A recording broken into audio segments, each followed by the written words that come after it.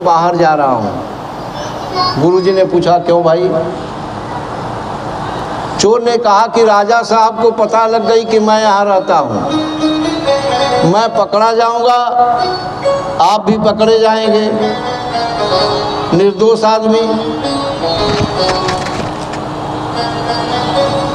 तो गुरुजी ने कहा कि बेटा तुम आश्रम छोड़ के जा रहे हो तो 4 मंत्र तुम्हें दूंगा, गुरु मंत्र, चारों को तुम मान जाओ, बहुत बड़े आदमी बन जाओगे। चोर ने कहा कि महाराज 4 नहीं 40 मंत्र बताइए मैं मानूंगा, लेकिन चोरी छोड़ने वाला बताएंगे तो नहीं जो मानूंगा, समझ लीजिए। तो गुरु महाराज ने कहा कि नहीं भाई, ऐसा गुरु मैं नहीं हूँ कि किसी का धंधा बंद करवा दूँ, चोरी खूब करो। गुरु का शाब्दिक अर्थ होता है जो गुण को सिखावे, अंधकार से प्रकाश में ले आवे, उसी को गुरु कहा जाता है। गुरु मिस्त्री का काम करता है, आपके जीवन को बनाने का काम करता है गुरु। बिना गुरु के ज्ञान नहीं होता। एक दिन एक आदमी की कार बिगड़ गई, पहुंचा मिस्त्री के पास, बोला भैया कार बना दो। बोनट उठाया, मिस्त्री ने कहा 5000 बनवाई है, तो कहा कि आज नहीं कल बनवाऊंगा। कार लेके चला बरना पुल पर 20 रुपए की किताब खरीद लिया कार बनाने वाली, 200 रुपए का रिंच पिलास ले लिया, घर में आया गाड़ी खड़ी कर दिया, सारा नट बोल्ट अलग कर दिया। जब किताब लेके लगा जोड़ने तो नहीं जोड़ पाया। पहुंचा दूसरे दिन मिस्त्री के पास, बोला कि भैया आपने 5000 रुपया कल मांगा था, तो मुझे लगता है कि 2500 रुपया गाड़ी का खुलवाई या 2500 बनवाई। तो कहा अब आगे बोलो। तो कहा 2500 का काम कर दिया हूँ, पुर्जा अलग करके आया हूँ, 2500 लेके जोड़ दो। तो मिस्त्री ने कहा कि अब तुम्हारे गाड़ी का बनवाई 10,000 रुपया लगेगा। तो बिना गुरु के ज्ञान नहीं होता। और अंधा बन करके गुरु मत बनाइए, पानी पीजिए छान के और गुरु करिए जान के। आज भीड़ में जाके हजारों की संख्या में लाउड स्पीकर वाले गुरु से आप लोग गुरु मंत्र ले लेते हैं। कल वही गुरु जी जब जेल में जाते हैं तो आप उनको चप्पल की माला पहनाते हैं, उनके फोटो को जला देते हैं। इसलिए अंधा होकर के गुरु मत बनाइए, सोचिए समझिए विचारिए किसको गुरु बनाना है तब बनाइए। तो गुरु जी ने उस चोर को पहला मंत्र दिया, बेटा जिसका नमक खाओ हराम मत करो, मान लिया। दूसरा मंत्र, बेटा किसी की इज्जत लेने की कोशिश मत करो, इज्जत जा रही हो तो पर्दा डाल देना, मान लिया। तीसरा मंत्र गुरुजी ने कहा कि बेटा कभी तुम्हारा राजा से सामना पड़ जाए तो झूठ मत बोलना, राजा ईश्वर के समान होता है, मान लिया।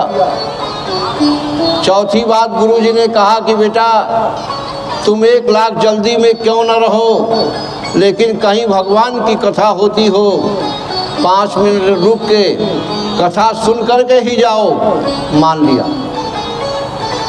अब वह चोर चला वहाँ से गुरुजी को प्रणाम करके एक सेठ के घर में घुसा, रात में सारा माल समेट लिया। जैसे ही माल गठरी में बांधा, उसे भूख लगी थी, 2 मुट्ठी नमकीन उठाया खा लिया। कहा कि गुरुजी ने कहा बेटा जिसका नमक खाओ हराम न करो।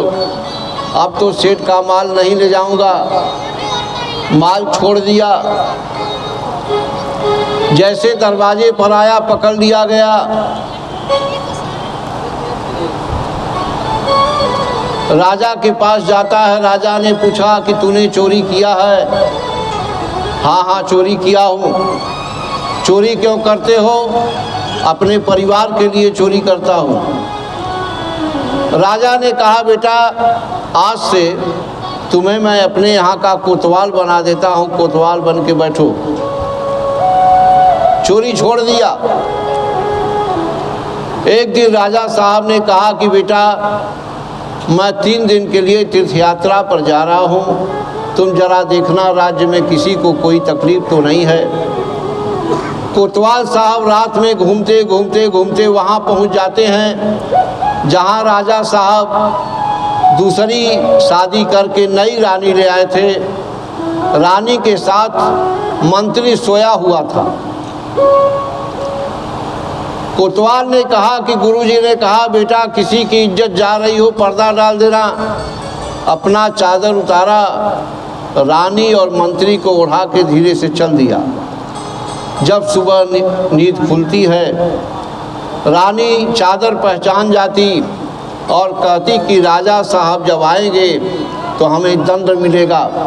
राजा के आने से पहले ही कोतवाल को मरवा देना चाहिए। रानी जल्लाद को बुलाती है, 1000 सोने का मुद्रा देकर समझाती है, कल तुम्हारे सामने सबसे पहला आदमी जो पहुंचेगा यह नहीं देखना है कि कौन है, उसका गला काट देना है।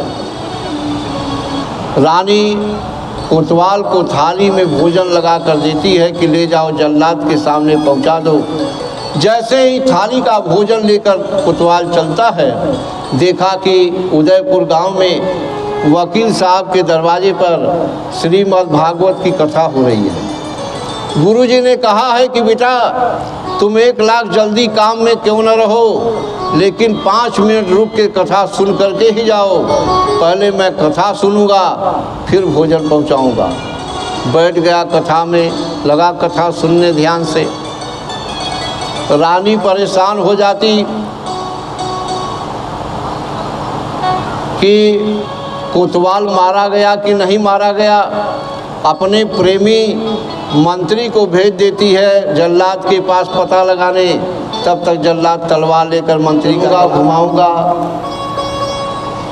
भगवान शिव धीरे से संकेत करके खोद के पार्वती जी से कहते देखो यही नहाएगा और यही जल चढ़ाएगा।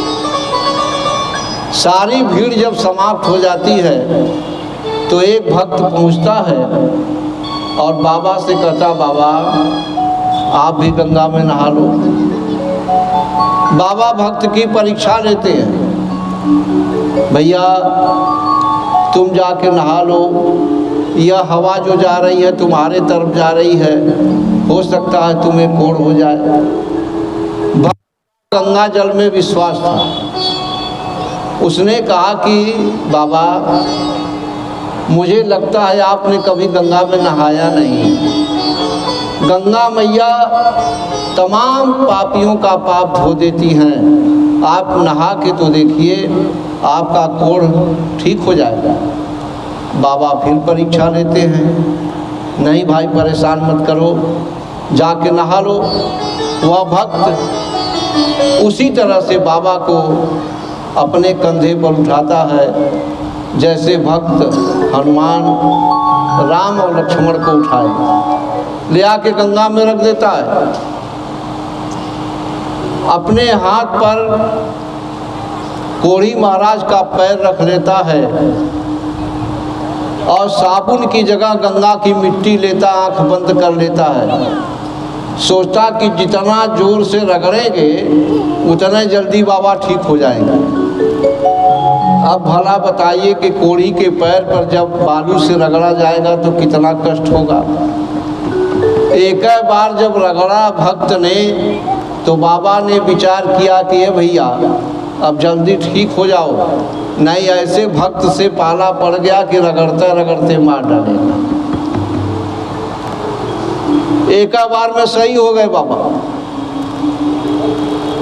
अब बाबा ने कहा पार्वती जी से कि छांट लो भीड़ में जिसको अपने साथ ले चलना है। देवी बस उसी भक्त का हाथ पकड़ती हैं, नहाने और जल चढ़ाने यही आया है, और लोग मेला घूमने आए हैं, इनको मेला में घूमने दिया। बोलिए बाबा विश्वनाथ की।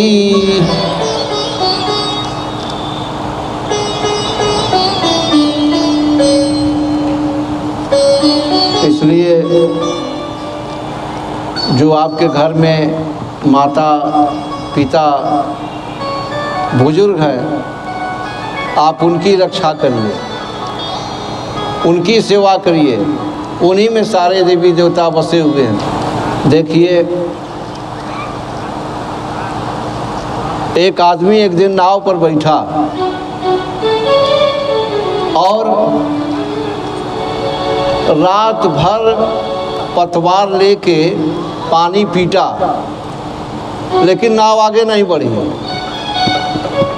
जब सुबह हो गया तो एक आदमी ने पूछा कि अरे क्या पागलपन कर रहे हो यार, तुम्हारी नाव तो खूंटे से बंधी हुई है, जब खूंटा से छोड़ोगे तब ना आगे नाव बढ़ेगी। तो हमारी नाव तो खूंटे से बंधी हुई है, मोह से माया से बंधा हुआ है। जब तक खूंटा से रस्सी छूट नहीं जाता तब तक हम लोग राधा रानी के पास नहीं पहुंचेंगे। अभी हम लोग नाव पर बैठेंगे, रस्सी को खोलेंगे और राधा रानी से हमारा भेंट हो जाएगा।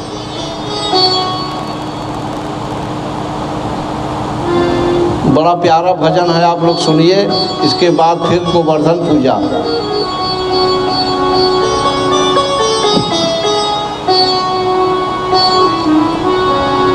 नैया ले चल मनहार पलड़ी के पार, नैया ले चल मनहार पलड़ी के पार।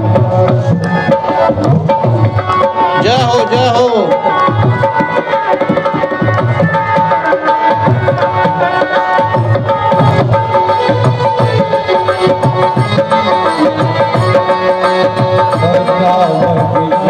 Thank